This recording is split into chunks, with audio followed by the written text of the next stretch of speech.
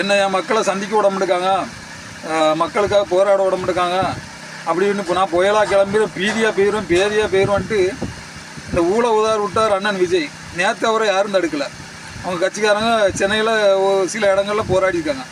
விஜய் நேற்று எங்கே போனார்? போராட வேண்டியதானா? உங்களை யார் தடுத்தா? உங்களை போராடத்தை அனுமதி வாங்கி பண்ணலன்னு நிறைய அவங்க குற்றச்சாட்டுலாம் வருது.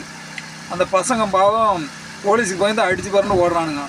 சரி, ஏதோ நடிகரை பார்க்கணும் அந்த ஒரு ஆர்வத்தில் வந்திருப்பானோ தலைவர்னு தெரியல. அவங்களுக்கு மேலே அரசியல் கொள்கை சொல்லி கொடுங்க. விடுதலை சிறுத்தைகள் திருமாவளவன் தலைவர் இருக்கார்ல, அவர் போன வருஷம் முதல்ல அரசியல் கற்றுக்காங்க. இளைஞர்கள் கற்றுட்டு அதுக்கப்புறம் போராட்டம்னா என்ன, அரசியல் என்ன, கட்சினா என்னன்னு கற்றுக்காங்க. உங்கள் தலைவரையும் போராட சொல்லுங்கள். புஷி ஆனந்துக்கு அது என்னன்னே தெரில, வக்பு சட்டம் திருத்தம். சரி ரைட்டு, அவராது மக்களுக்காக வந்து இஸ்லாமியருக்காக வந்து போராடுறாரு. ஏதோ அவர் பதில் சொல்ல முடியாலும் கூட்டத்தில் வந்து நின்றுருக்காரு. அதுக்காக அவரை வாழ்த்தலாம். உங்கள் தலைவரை முதல்ல போராட சொல்லுங்க. அவர் யார் தடுத்தா? சும்மா பீலா விட்டு அலைகிறாரு.